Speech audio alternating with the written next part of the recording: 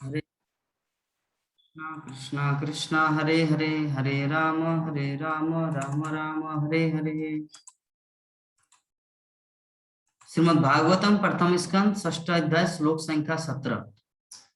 प्रेमाति भर निर्भिन्ना पुलोकांगोति निवृता आनंद संप्लवे लीनो नापश्योमो भयम मुने।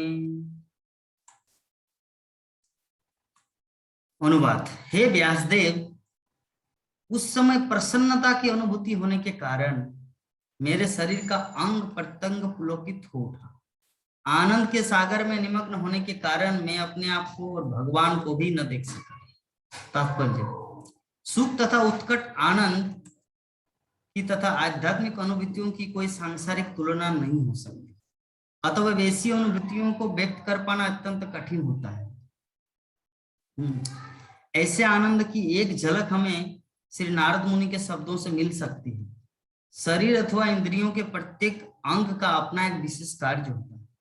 भगवान का दर्शन करने पर सारी इंद्रियां भगवान की सेवा करने के लिए जागृत हो उठती है, क्योंकि मुक्त अवस्था में इंद्रियां भगवान की सेवा करने में सक्षम होती है।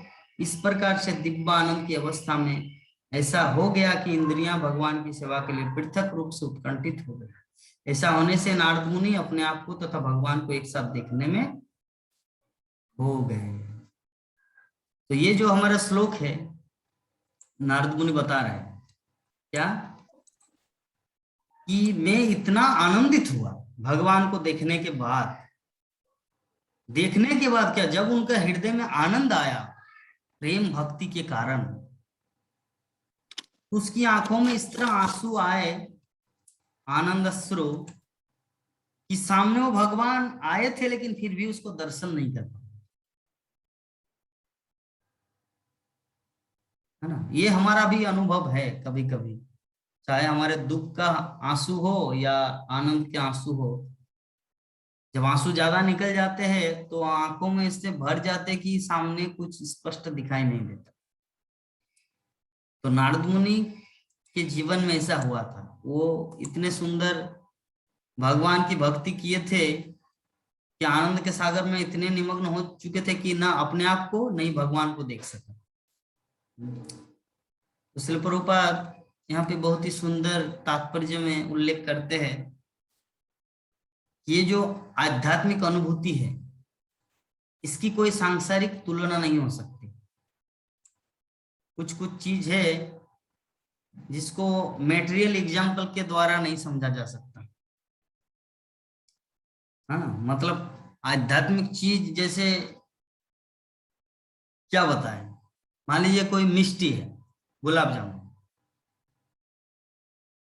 तो गुलाब जामुन कितना मिष्टी है, कितना टेस्टी है, उसको दूसरे किससे उदाहरण ले। जो बकरी है वो घास खाती है। तो अगर बकरी पूछे कि गुलाब जामुन का टेस्ट कैसा है, तो क्या उनको किसी उदाहरण के माध्यम से बोला जा सकता है कि इसका टेस्ट ऐसे, या किसी भी उदाहरण के माध्यम से बकरी को नहीं समझाया जा सकता कि गुलाब जामुन का टेस्टी, उनका जो स्वादिष्ट कैसे होता है।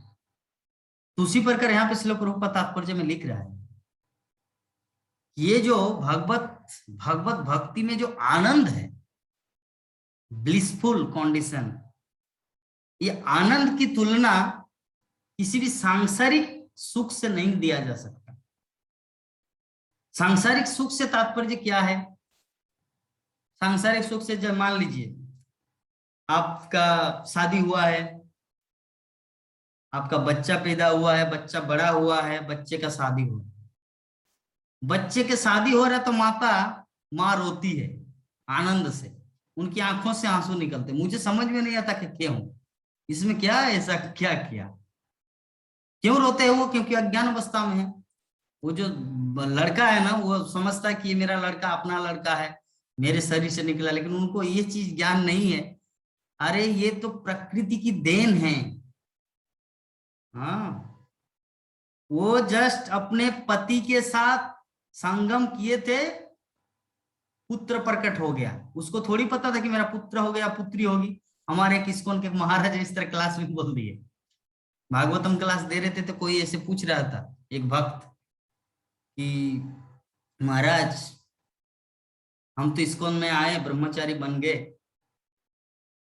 ठीक है, और मेरी माता पिता का देखभाल कौन करेंगे, वो भी तो बहुत उम्मीद लेके मुझे जन्म दिया था, हाँ, ताकि हम उनकी देख रेख करें।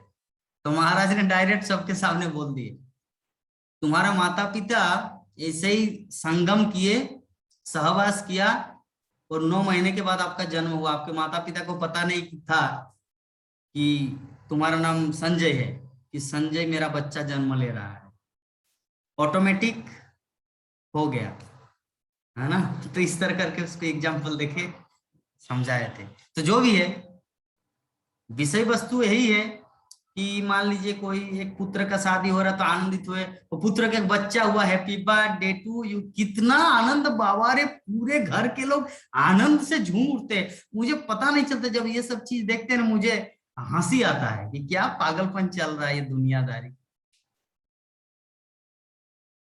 किसी के बर्थडे में आनंदित होना, किसी के शादी में माँ रो देते, मेरे बेटे का शादी हो गया, कितना आनंद, ये सब अज्ञान का प्रतीक है ना। ये जो देहात्म बुद्धि में पड़ा व्यक्ति होता है ना, देहात्म बुद्धि में पड़ा व्यक्ति का ऐसा कॉन्सेप्शन रहता है, उनका आत्म तत्व का कुछ ज्ञान नहीं है, जिसके कारण ही इस तरह का मन में विकार आता है, इस तरह का मन में भाव आता है। हम सबको इससे ऊपर ऊपर उठना है। अगर हमारे, एक चीज हम लोग को अपना थर्मामीटर लेना है, ये अगर हमारे नाती पोता आनंदित हो, वो उसका शादी हो, उनका बर्थडे हो, ऐसे में अगर हम लोग आनंद ले रहे हैं, इसका मतलब हम लोग अभी भी देहात्म बुद्धि में है। वास्तविक आनंद, वास्तविक सुख तो तब आता है जब हमारे हृदय प्रसन्न चित हो जाता है कृष्ण भक्ति में, हरिनाम जप करते करते तब क्या आनंद आ रहा है ना। श्रीमद् भागवत कथा सुनते सुनते आपको आनंद आ रहा, वाह वाह, कृष्ण ऐसे लीला किया था, वाह वाह, बलि महाराज को एकदम पाताल में घुसा दिया, वो वाह वाह रे, कैसे नृसिंहदेव प्रकट हुआ रे, वाह वाह, खंबा से, ये तो अद्भुत है। अच्छा, भगवान रामचंद्र ऐसा धनुष मारा कि मारीच एकदम समुद्र के वहां पे, कहा, अयोध्या में मारे थे, पंचवटी में मारे थे, और आ गया लंका के किनारे, वाह वाह। बलराम कैसे धेनुकासुर को वध किया, ऐसे ही हल चलाया था, वाह वाह रे, सच में कृष्ण की क्या लीला है ना। कैसे इतना कपड़ा दिया द्रौपदी को, वाह वाह, कृष्ण सच में अद्भुत। द्रौपदी पुकारे, और कपड़ा पहाड़ की तरह कपड़ा कहाँ से लाया रे बाबा, उस समय मीनू साड़ी कहाँ था, इतना फैक्ट्री, है ना। इस तरह करके भक्तगण आनंदित होता है भगवान की लीला में, भगवान की अद्भुत लीला को सुनकर, अद्भुत लीला को देखकर, है ना। लेकिन हम लोग अगर अपने नाती पोता, बेटा बेटी, बर्थडे, शादी, इसमें अगर आनंदित हो रहे हैं, इसका मतलब हम लोग अभी भी देहात्म बुद्धि में पड़े हैं, अभी भी हम लोग देहात्म बुद्धि में पड़े हुए। इस देहात्म बुद्धि से अपने आप को मुक्त करने का एक ही पंथा है श्रीमद् भागवत का अध्ययन, श्रीमद् भागवत का पाठ। तो आगे श्रीमद् भागवत में ये जो तात्पर्य में श्रील प्रभुपाद बता रहे हैं कि ऐसे आनंद की एक झलक हमें श्री नारद मुनि के शब्दों में मिल सकती है। इस शरीर अथवा इंद्रियों के प्रत्येक अंग का एक विशेष कार्य होता है। भगवान का दर्शन करने पर सारी इंद्रियां भगवान की सेवा करने के लिए जागृत होती है, क्योंकि मुक्त अवस्था में इंद्रियां भगवान की सेवा में सक्षम होती है। इस प्रकार से दिव्य आनंद की अवस्था में ऐसा हो गया कि इंद्रियां भगवान की सेवा के लिए पृथक रूप से उत्कंठित हो गई। ऐसा होने से नारद मुनि अपने आप को तथा भगवान को एक साथ देखने में असमर्थ हो गए। तो ये भाव कब आएगा, हम लोगों को थोड़ा सा सोचना है, समझना है कि हे प्रभु, भगवान के भक्त जो है इतने सुंदर दिव्य भाव में रहते हैं, लेकिन उसी तरह मेरे पास तो कोई योग्यता नहीं है, मेरे पास तो कुछ क्वालिटी नहीं है, तो मेरे अंदर वो भाव कब आए। तो जस्ट वेटिंग करना है। तो हम लोग को वेटिंग भी करने से पहले और एक चीज का ज्यादा ध्यान देना है कि मैं क्यों उसके लिए अभी लालायित रहूं, जो चीज हमारे पास नहीं है। जो चीज हमारे पास है उसके लिए हम लोग आनंदित हो। क्या हमारे पास क्या है? हरि नाम, हरे कृष्ण हरे कृष्ण हरे राम हरे राम। ये जो है ना, इसको लेकर आनंदित होना है। कब हमारे हृदय आनंदित होगा, नारद मुनि की तरह आंखों से आंसू गिरेगा, ये सब का वेटिंग नहीं करना। हम लोग को जो हमारे पास है, श्रीमद् भागवतम है, हरि नाम है, भक्तों का संग है, इसको अभी आनंद उठाना है, इसी चीज में। ठीक है।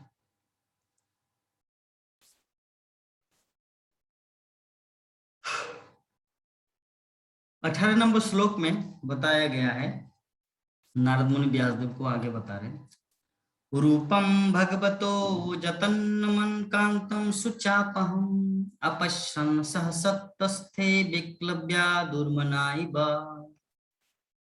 कि भगवान का दिव्य रूप जैसा कि वो है, मन की इच्छा को पूरा करता है और समस्त मानसिक संतापों को तुरंत दूर करने वाला है। अतः उस रूप के खो जाने पर मैं व्याकुल होकर उठ खड़ा हुआ, जैसा कि प्राय अपने अभिष्ट को खो जाने पर होता है। तो यहाँ पर नारद मुनि बता रहे व्यासदेव को कि हे व्यासदेव, जब मैं भगवान के उस रूप को देखा तो मुझे बहुत आनंद हुआ, और आनंद होने के बाद देखा कि कुछ देर के बाद भगवान चले गए मेरे जीवन से, तब मुझे और ज्यादा से ज्यादा दुख।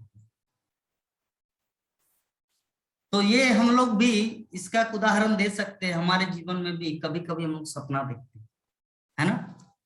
नंद किशोरी माता सपना देखे है ना, प्राण मोहन प्रभु? तो सपने में क्या होता है कि एक पूरा सोने और चांदी का सिक्का पूरा पड़ा हुआ है जमीन पे, और हम लोग को एक आलू का बोस्ता मिल जाता है, आलू का बोरा, और पूरा सोने और चांदी का सिक्का उठाते हैं, और उठाते उठाते दीक्षा या प्राण मोहन प्रभु जी की नातनी आके बोलती है, दादू दादू उठो, सकाल हो गए, सुबह हो चुका है, उठो। बोले क्या डिस्टर्ब कर दिया, कितना चांदी और सोने का रुपया हम आलू बोरा में भर रहे थे आप लोग के भविष्य के कल्याण के लिए, और आप उठा दिए, है ना? ये अनुभव है ना प्रभु जी? ये कभी हुआ है? नहीं प्रभु जी, हम लोगों को नहीं हुआ। आपके पास ऐसा कुछ नहीं हुआ?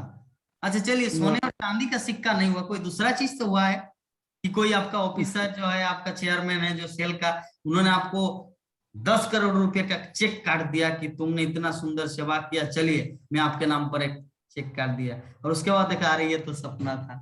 कुछ तो हुआ होगा, हो सकता स्मरण नहीं है, लेकिन किसी न किसी मैटर में ये सबके जीवन में ऐसा होता है। क्योंकि हम लोग कोई नहीं कह सकते कि प्रभु ये जो काम क्रोध लोभ मोह मात्सर्य है ना, मेरे पास सब कुछ है लेकिन लोभ नहीं है। जिसके पास काम है उसके पास क्रोध भी है, जिसके पास क्रोध है उसके पास लोभ भी है। ये 6 भाई एक साथ रहता है ना? आप अभी मुंह में मेरे साथ नहीं बोल सकते, नहीं प्रभु जी मेरे साथ तो ऐसा नहीं हुआ, लेकिन ये हुआ है, सबके जीवन में होता है, सबके जीवन में होता है। इसमें कोई कॉन्ट्राडिक्टरी नहीं है, कोई विरोधाभास नहीं है, ये कोई दो राय है ही नहीं। हो सकता है आपके साथ चांदी का सिक्का ना हो, आपका हीरे का टुकड़ा हो, है ना? तो किसी न किसी रूप में ये चीज हमारे जीवन में हुआ है, और जग जाते हैं सपने से हम लोग।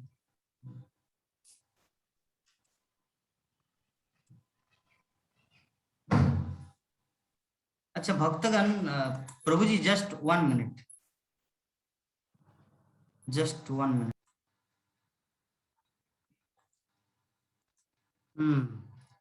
तो श्रील प्रभुपाद तात्पर्य में लिख रहे हैं कि नारद मुनि ने अनुभव किया कि भगवान रूप विहीन नहीं है, लेकिन उनका रूप हमारे भौतिक अनुभव के सभी रूपों से सर्वदा भिन्न होता है।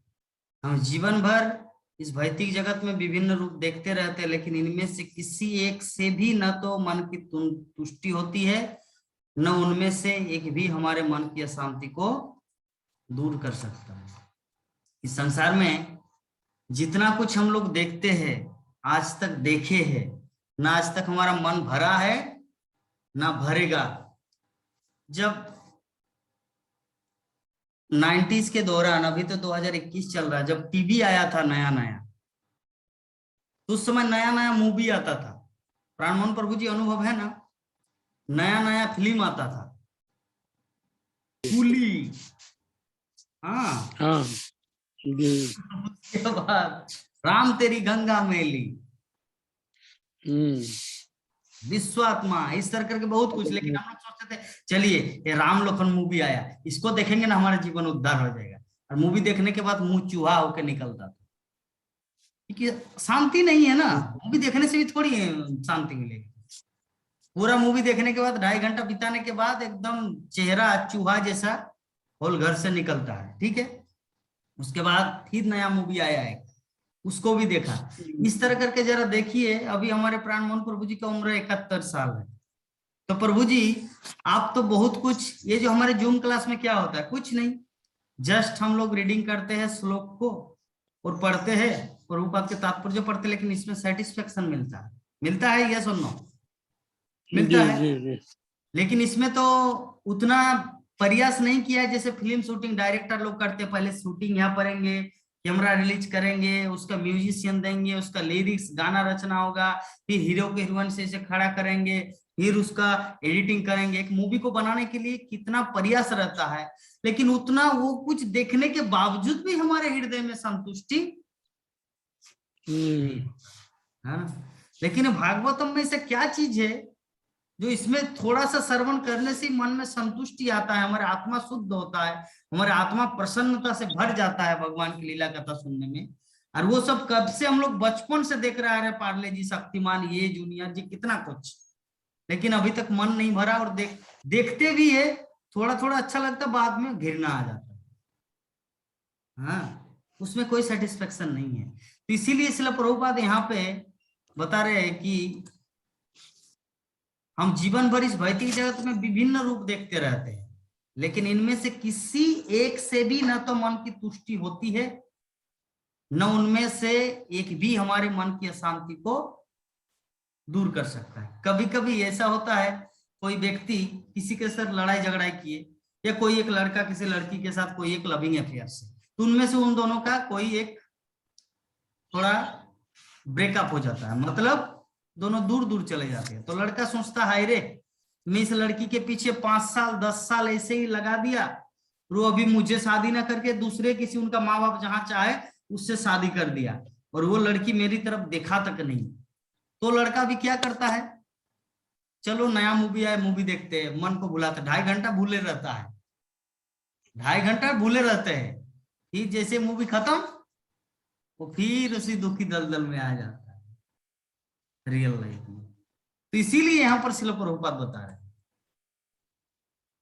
हाँ, इनमें से किसी से भी मन की, तो ना उनमें से एक भी हमारे मन की अशांति को दूर कर सकता है। क्या मूवी देख के कोई अशांति को दूर कर पाया है आज तक, जो इस तरह दुखी स्थिति में है? लेकिन भगवत गीता का एक श्लोक को पढ़ के वो अपने जीवन को बदल दिया है, किसी संत पुरुष की एक वाणी उनके जीवन को बदल दिए। तो ये है श्रीमद् भागवत की महत्ता, ये है जूम क्लास श्रीमद् भागवतम की महत्ता। हाँ, तो भगवान के दिव्य रूप की यही विशेषताएं हैं, और जिसने उस रूप को एक बार भी देखा है वो अन्य किसी वस्तु से तुष्ट नहीं हो पाता। भौतिक जगत का कोई भी रूप दृष्टा को तुष्ट नहीं कर सकता। भगवान रूप विहीन है या निराकार है, इसका ही अर्थ होता है कि उनका कोई भौतिक रूप नहीं होता, वे किसी भौतिक व्यक्तित्व के समान नहीं होते। आध्यात्मिक जीवों के रूप में भगवान के उस दिव्य रूप से संबंधित होने का कारण हम सभी जन्म जन्मांतर भगवान के उसी रूप को खोजते रहते हैं, और उस भौतिक तुष्टि के अन्य किसी रूप से संतुष्ट नहीं हो पाते। तो नारद मुनि को इसकी एक झलक मिली थी, लेकिन उसे दोबारा न देख कर से वो विकल हो उठे और उसे ढूंढने के लिए सहसा उठ खड़े हुए। हम जन्म जन्मांतर जिसकी खोज करते वो नारद मुनि को मिल गया था, अतएव उसका अदृश्य होना निश्चित ही उनके लिए एक आघात पहुंचाने वाला था। तो इस प्रकार हमारा ये जो आज का अध्याय है, आज का जो श्लोक है 18 श्लोक, तो हमारा समय भी हो चुका है। अगर किसी वक्त का कुछ प्रश्न हो तो पूछ सकते हैं, और उसके बाद हम लोग आज की कथा को यहीं पर विराम देंगे।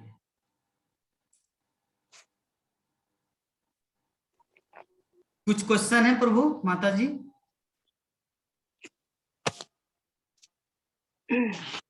नहीं प्रभु जी, हरे कृष्णा।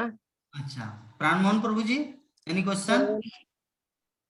नहीं प्लीज आज तो श्रवण अच्छा, चलिए, तो हम लोग जितना कुछ अभी तक अध्ययन किए समझ में आया सब कुछ, एवरीथिंग जी क्लियर? जी ठीक है, जी चलिए आज हम लोग वांछा कल्पतरु करके यहीं पर कथा को विराम देते हैं। और जो 7 बजे जो हम दामोदर अष्टकम जो भेजते हैं, मोबाइल लिंक भेजते हैं ग्रुप में, आप लोग सुनते हैं ना, यूट्यूब में हमारा मायापुर टीवी का है, वहां पे मंदिर में वैसा होता, दामोदर दीप दिखाते हैं भगवान को, आप लोग देखते हैं हाँ ना? हाँ जी जी प्रभु प्रभु, ये नेटवर्क नहीं मिलता है, यहाँ पर गांव है, यहाँ पर नेटवर्क मिलता नहीं है। तो जब रात के बाद जब दिन में भी खोलते हैं, जब नेटवर्क मिलता है तो सुनते हैं, देखते हैं। ठीक है, बहुत सुंदर। तो चलिए हम लोग आज की कथा को यहीं पर विराम देते हैं।